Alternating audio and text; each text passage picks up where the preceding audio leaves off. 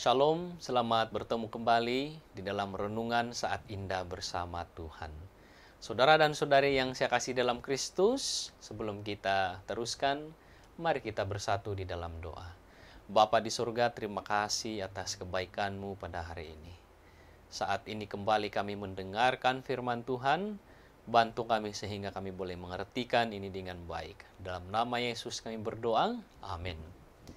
Saudara dan saudari yang saya kasihi di dalam Tuhan Yesus Kristus, kita telah mendengar sedikit mengenai Musa ataupun bagaimana Tuhan memimpin dan perubahan yang dilakukan oleh Musa di dalam kehidupannya. Pada saat ini, kali ini pula kita mendengar sedikit mengenai Yosua pula.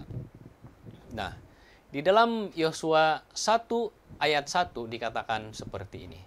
Sesudah Musa hamba Tuhan itu mati, berfirmanlah Tuhan kepada Yosua bin Nun, abdi Musa itu demikian. Hambaku Musa telah mati, sebab itu bersiaplah sekarang, seberangilah sungai Yordan ini, engkau dan seluruh bangsa ini menuju ke negeri yang akan kuberikan kepada mereka, kepada orang Israel itu. Nah, beginilah ceritanya ataupun pembukaannya di dalam buku Yosua ini. Dia memberitahu bahwa Musa itu telah mati dan Tuhan memanggil Yosua bin Nun untuk menjadi pemimpin kepada bangsa Israel ini pula. Namun saya ingin menyentuh sedikit tentang bagaimana Musa dan Yosua ini diperkenalkan sebenarnya. Kita lihat di dalam Yosua 1 ayat 1 ini dia katakan, sesudah Musa hamba Tuhan itu mati. Kita melihat di sini bahwa Musa itu diperkenalkan sebagai hamba Tuhan. Dia katakan lagi, berfirmanlah Tuhan kepada Yosua bin Nun, abdi Musa itu. Yosua diperkenalkan sebagai abdi Musa. Ya, ianya memang benar, oleh karena Yosua itu memang pembantu kepada Musa. Tetapi kan ini adalah ceritanya Yosua pula. Kisah Yosua. Dan Yosua juga adalah sama seperti Musa yang digunakan oleh Tuhan untuk memimpin bangsa Israel ini. Nah, bagi saya Yosua juga itu layak diperkenalkan seperti Musa ini. Sesudah Musa hamba Tuhan itu mati dan berfirmanlah Tuhan kepada Yosua bin Nun, hamba Tuhan itu. Ya, boleh juga diperkenalkan seperti itu oleh karena dia juga adalah orang yang telah digunakan Tuhan. Ya, dia juga mempunyai kriteria-kriteria yang boleh memimpin bangsa Israel, tetapi dia hanya diperkenalkan sebagai abdi kepada Musa.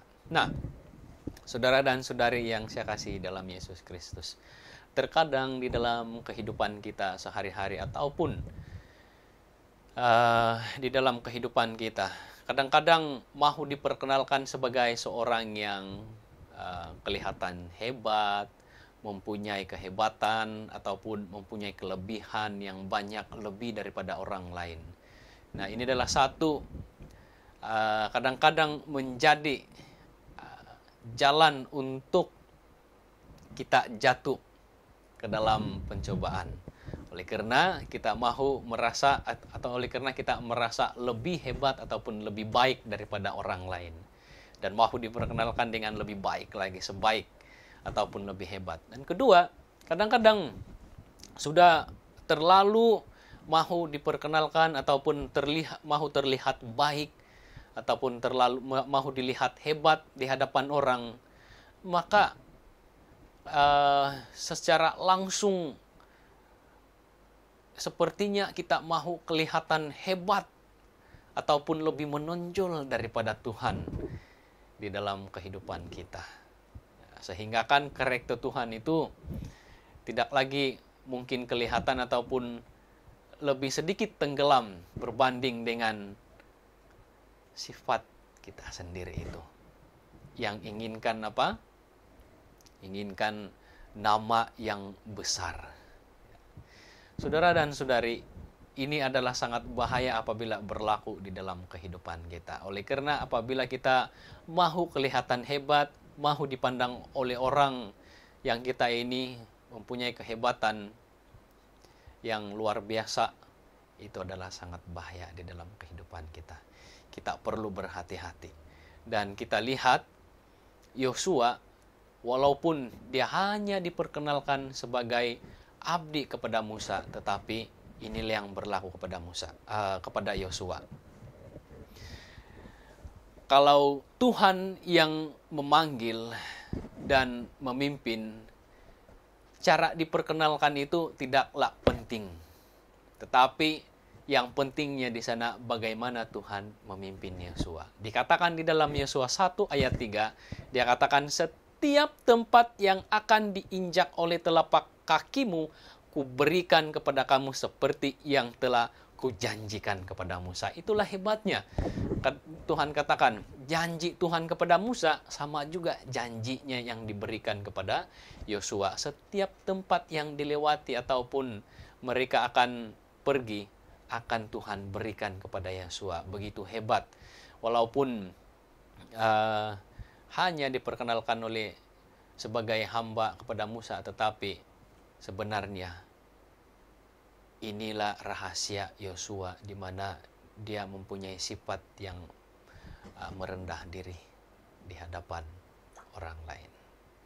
Nah, inilah pelajaran yang kita boleh dapati melalui pengenalan Yosua ini.